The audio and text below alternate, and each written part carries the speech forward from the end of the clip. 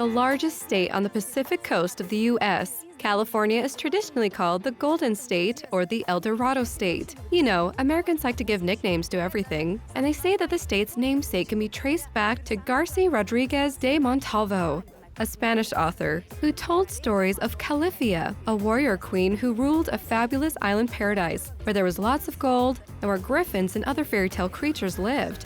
I wonder what real animals could symbolize California. I'm going to find its most iconic symbol.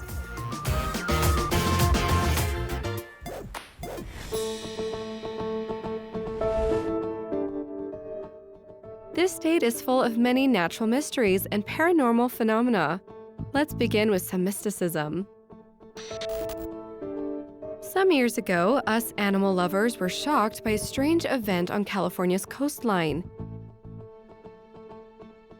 Some spoke about aliens. Others suspected secret military tests. Do you remember? In 2015, for some unknown reason, loads of sea lion cubs washed ashore.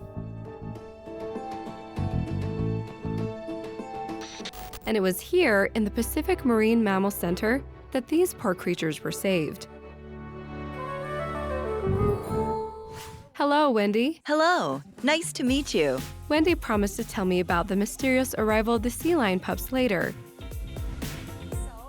Marine animal babies are typically called pups, probably because the sounds they make resemble barking. However, they have nothing in common with canine pups, besides their cuteness. Well, except the fact that they're both predators. But it is worth mentioning that the evolutionary origins of seals is quite ambiguous. Have you noticed that they have quite intricate ears? In fact, they belong to the family of eared seals. By the way, their closest relatives among mammalian predators are, unsurprisingly, walruses, though oddly enough, they're closely related to bears as well. It's amazing, but scientists believe that different species of seals are related to different families of land animals. Some of them originate from canines, and some from mustelids, such as badgers or weasels. And now I understand where they get those adorable little ears. Well, just look at their heads, and I'm sure you'll understand everything. And try to imagine a land animal with such a shaggy coat. It looks like a bear. Hey.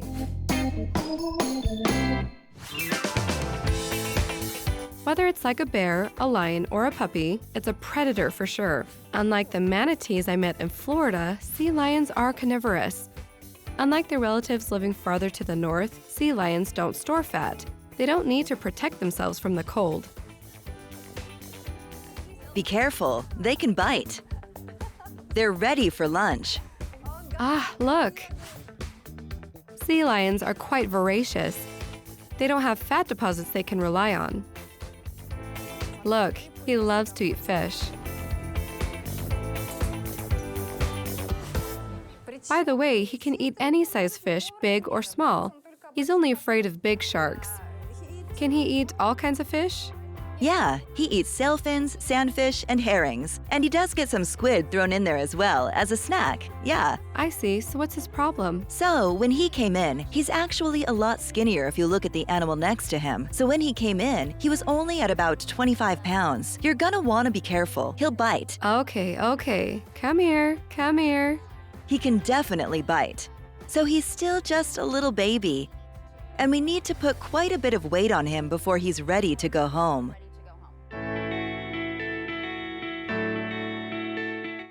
California's sea lions are native inhabitants of this area, even though their relatives from colder seas sometimes come down to visit. Unlike fully grown seals, seals' pups from the north are doomed to die if they end up here alone. Like Heartbreaker here. Yes, that's her name, but she was lucky.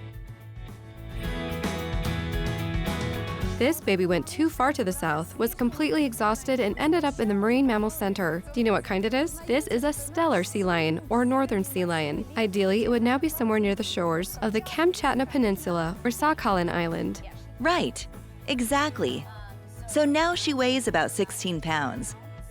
And she needs to be a good 40 or 50 pounds before we release her. How will she find her way home?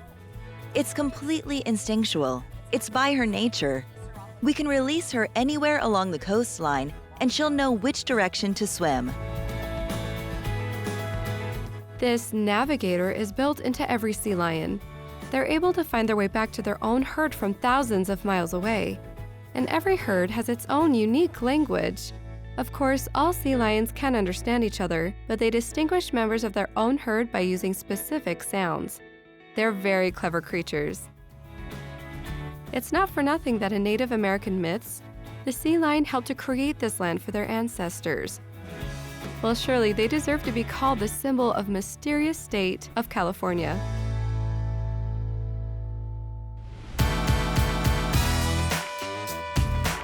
Being a true explorer, I would like to have a look at the mammals of California and their natural habitats, though the modern world doesn't offer so many opportunities for that.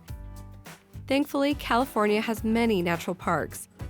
And so I set out to Yosemite National Park.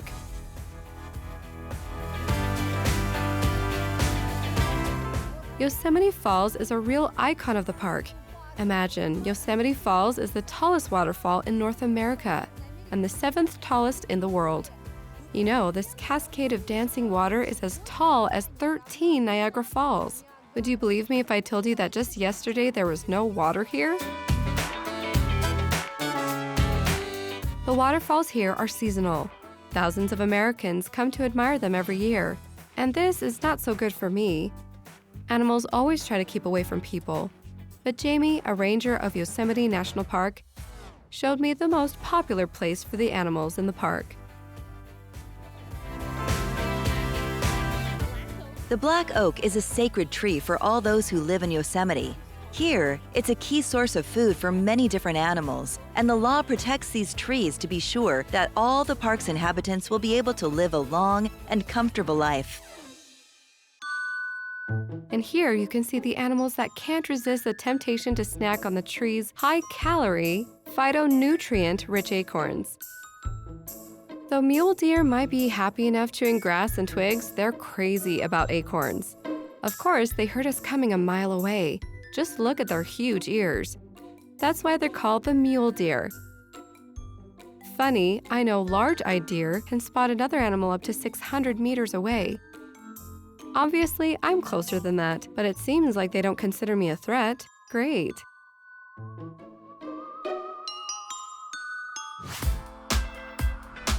It's very lovely in the park, but I found more beautiful plants than animals.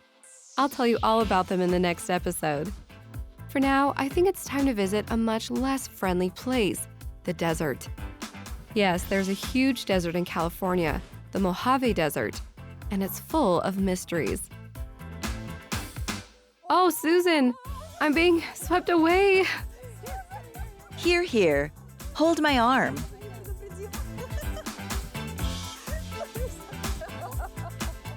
Hold my arm. Grab it. Okay, I'll try.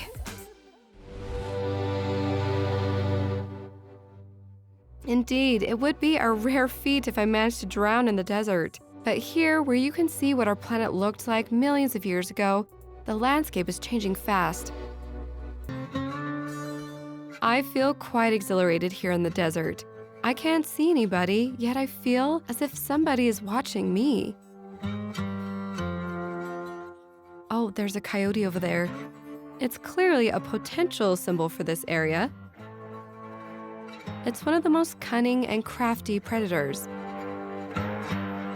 It's no wonder the Native Americans worshipped it as the trickster god, a cheat and a deceiver. According to the legends, it was a coyote that first stole fire from the gods as a gift to mankind. The gods weren't happy about this, as you can imagine. Oh, it ran away. By the way, this tortoise saved the coyote from eternal damnation. Look how small it is. Did you know tortoises inhabited North America as far back as 50 million years ago? This desert tortoise could be found here in the desert 18 million years ago. Christopher, are they really that ancient? Yes, this is the desert tortoise. They have inhabited this desert for about 50 million years. This one is about a year old. They can live up to 100 years. Oh, goodness. And how will it look like when it grows up? Like, Yeah, it'll be about this big once it grows up. look, it's trying to escape to get back into its warm burrow. It can dig a tunnel up to 14 meters down to escape the temperature fluctuations and drought. Christopher, I found an interesting fact about these tortoises. Female tortoises can apparently store their partner's sperm for up to 5 years to be sure they can reproduce even if they can't manage to find a male tortoise. Is that true? Yeah, absolutely correct. As sometimes it's really difficult to find a male tortoise here, they are much smarter than people. They work out the dating issue quite well. Yet even this unassuming creature didn't convince me that it can be called the symbol of California.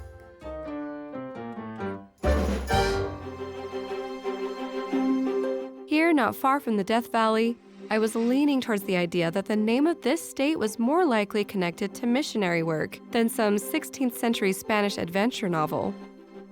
Here you can see the main safe haven for local fauna, which filled religious settlers with such joy that they gave it a truly biblical name. Yes, despite its climate, the desert misses no opportunity to show off. This fantastical tree is called a Joshua tree. It's not just a tree, but a home for a number of animals, right? Yes, it's a very important tree. In its crown, you can see the nests of big birds like hawks. Its trunk is often inhabited by other birds, woodpeckers and the like. There are not so many trees here, so each of them is very densely populated. The tree protects itself from hungry animals with the help of needles. So the only ground animal you're likely to find here are lizards if you're lucky. Someone may be hiding in the roots and debris that have been dropped from the tree as well. My friends, I'm afraid to say this someone is a snake. I'd rather not check. By the way, its botanical name is the yucca palm. Why do you call it the Joshua tree? This name was given by a group of Mormons, the first settlers here. They were traveling from Utah and decided to name it after Joshua, the central figure in the Hebrews Bible book of Joshua. After the death of Moses, Joshua led the Israelites in the conquest of Canaan and divided up the land for his people. The tree's unique shape reminded the Mormon settlers of a biblical story in which Joshua reaches his hands up to the sky in prayer and stops the movement of the sun. In fact, it's quite clear why here, everyone dreams of doing something about the scorching sun.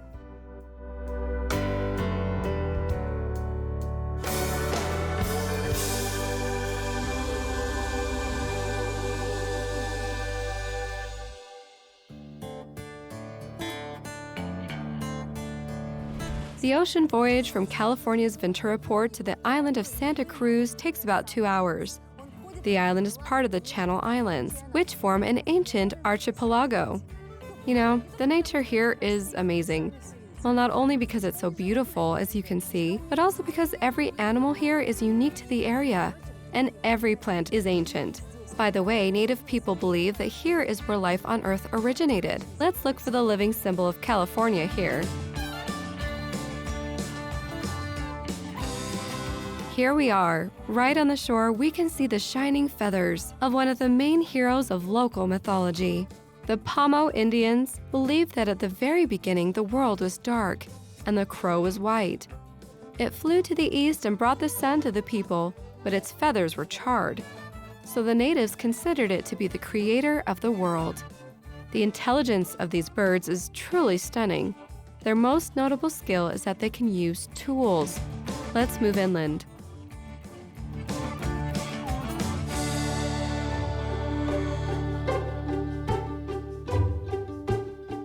So if we are looking for the most symbolic animal of California, we should probably give our attention to another native animal, this fox. It's called the island fox, or the island gray fox. Imagine these foxes have inhabited the island since 10,000 years ago. They can eat everything, and right now it's trying to find some scraps of food. as there are many tourists in this national park. As you can see, there are tents here, so it knows where to look for food. But nothing is left behind, no food, because it's prohibited to feed wild animals. While I was admiring the cute fox, its friend confirmed its reputation of being a cunning animal. It dissected our cameraman's bag. It's no good trying to hide your cookies from your coworkers. In order to avoid being suspected in this mess, I took a picture of the robber at the scene of the crime.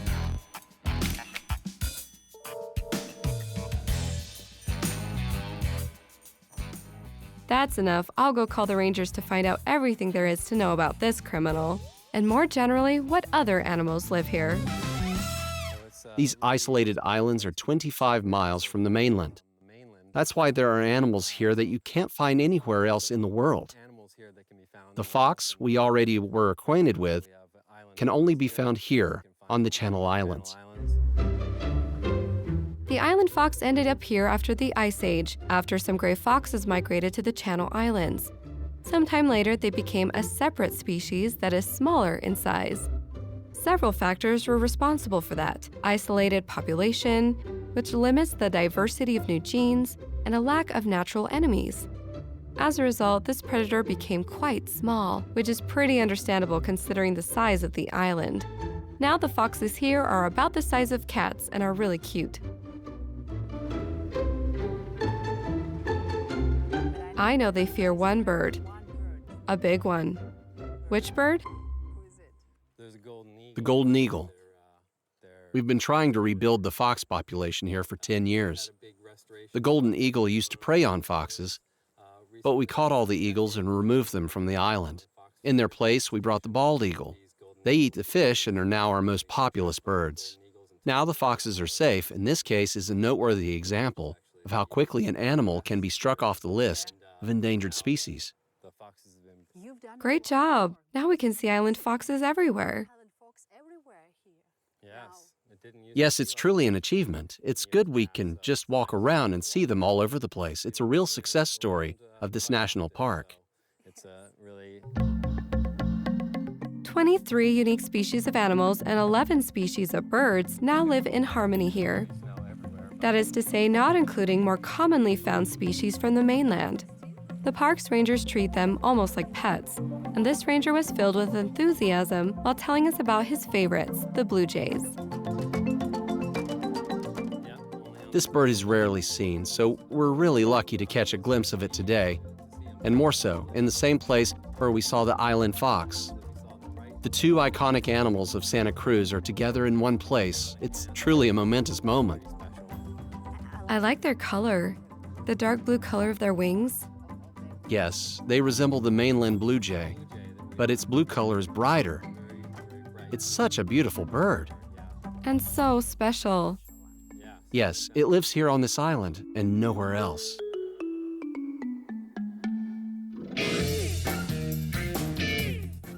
Walking around the island, listening to their stories about the species that they have managed to save, and wondering whether the the fox, deserves to be called the symbol of California, I suddenly remembered that Wendy from the Pacific Marine Mammal Center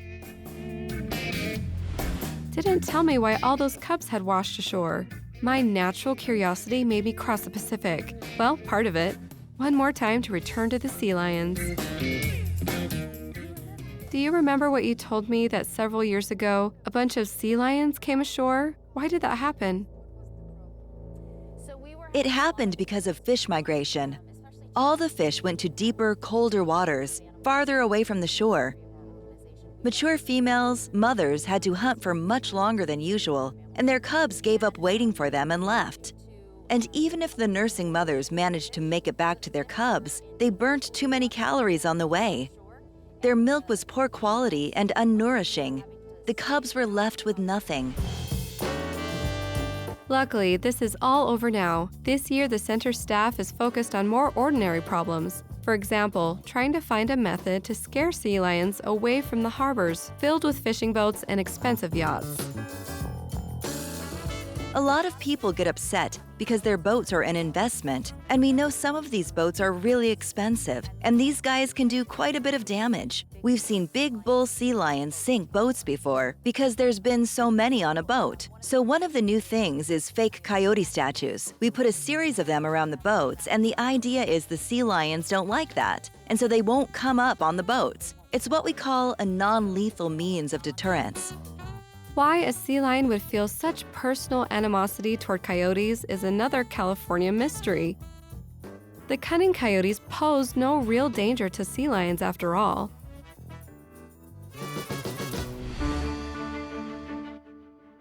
Wendy invited me to take part in a small miracle. Today, one of the center's patients is being released back home to the ocean.